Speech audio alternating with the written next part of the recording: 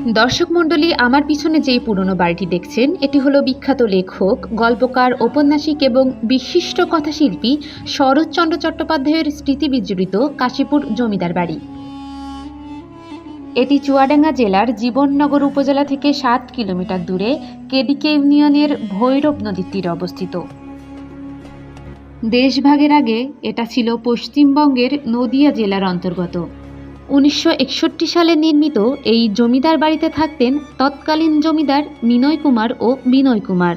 তারা ছিলেন অত্যন্ত অত্যাচারী। মূলত জমিদার মিনয় কুমার ও বিনয় কুমার ছিলেন শরৎচন্দ্রের মামা।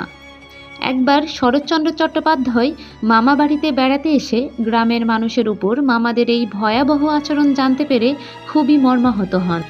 আর এখানে বসেই তিনি রচনা করেন তার সেই কালজয়ী ছোট গল্প মহেশ।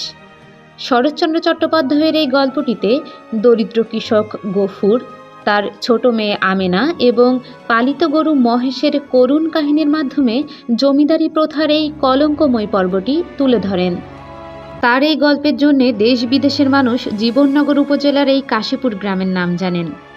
বর্তমানে এখানে যারা বসবাস করছেন তাদের পূর্বপুরুষদের সাথে জমিদাররা 1200 বিঘা জমি বিনিময় করে সপরিবারে ভারত গমন করেন এবং সেই বিনিময় সূত্রে বর্তমানে এই বাড়িতে বসবাস করছেন হাবিল ও কাবিল নামে দুই ভাই।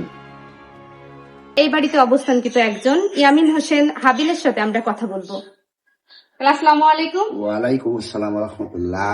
এই বাড়িতে আপনার কতদিন ধরে আছেন? 46 সাল থেকে আমার বাপ দাদারা ইন্ডিয়ার সাথে বিনিময় করে এই বাড়িতে অবস্থান করছে। আর আমরা দুই ভাই থাকতাম। সেই দুই ভাইয়ের ভিতরে এক ভাই হলো এই বাড়ি থেকে বের হয়ে নতুন একটা বাড়ি বানাইছি। এখন এখানে আমি একা থাকি। কিন্তু দুঃখজনক হলেও সত্য যে বাংলা সাহিত্যের ইতিহাসের সঙ্গে জড়িয়ে থাকা এই ঐতিহাসিক জমিদার বাড়িটি আজ চরম অবহেলা আর অযত্নে ধ্বংসের দ্বারপ্রান্তে। চারিদিকে ভাঙাচোরা দেওয়াল, খসে পড়া পলেস্তারা, ফাটল ধরা ভবন আর আগাছায় ঢেকে গেছে বাড়ির অনেক অংশ। এক সময়ের জৌলুস হারিয়ে আজ এটি যেন নীরবে অতীতের সাক্ষী হয়ে দাঁড়িয়ে আছে।